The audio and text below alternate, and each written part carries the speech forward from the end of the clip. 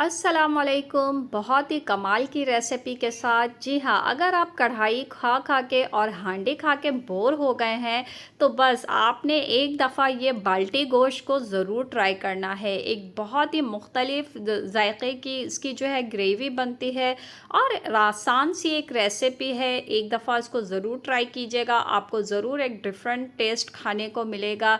और एक बात का ख्याल रखिएगा, रेसिपी को लाइक और चैनल को सब्सक्राइब किए बगैर बिल्कुल भी मत जाइएगा।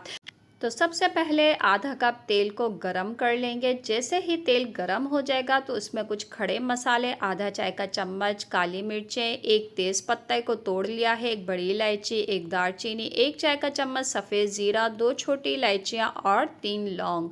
ये सारे खड़े मसाले आपने तेल में डाल देने हैं। 1-2 सेकंड फ्राई करने के बाद अब इसमें दो मीडियम साइज़ की प्याज को स्लाइस में काट लेंगे और प्याज को जो है फ्राई कर लेंगे। प्याज को बस इतना फ्राई करना है कि इस पे हल्का सा गोल्डन कलर आना शुरू हो जाए। तो ये देखिए गोल्डन सा कलर आ गया है, बिल्कुल लाइट ब्राउन। अब इसमें 750 ग्राम गोश्त यानी 3 पाव के करीब गोश्त है, ये गोश्त डाल देंगे और प्याज के साथ गोश्त की अच्छी तरह से भुनाई करेंगे कि पानी खुश्क हो जाए गोश्त का और गोश्त जो है ब्राउन कलर का हो जाए। 1.5 खाने का चम्मच अदरक लहसुन का पेस्ट डाल देंगे। 1 खाने का चम्मच जो है हरी मिर्चों का पेस्ट डाल देंगे।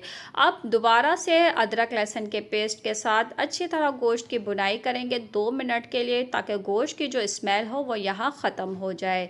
2 टमाटर स्लाइस में काट लेंगे, टमाटर डाल देंगे। अब खुश्क मसालों में आधा खाने का चम्मच नमक, 1 चाय का चम्मच कुटी हुई लाल मिर्च और इसमें जाएगा आधा खाने का चम्मच पिसा भुना सफ़ेद ज़ीरा और इसमें जाएगा 1 खाने का चम्मच भुना कुटा साबुत धनिया। मज़ीद इसमें डालेंगे 2 चाय के चम्मच कश्मीरी लाल मिर्च बेहतरीन कलर के लिए, आधा चाय का चम्मच हल्दी का डाल देंगे और आधा चाय का चम्मच गरम मसाला पाउडर।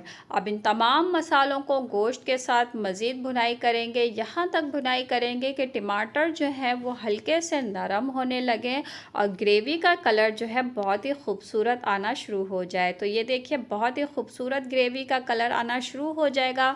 तो अब इसमें 3 कप पानी डाल देंगे और आंच को कम कर देंगे और हल्की आंच पे ढक के 40 से 50 मिनट जो है गोश्त गलाने के लिए रख देंगे। बीच बीच में आपने इसको ज़रूर चेक करते रहना है।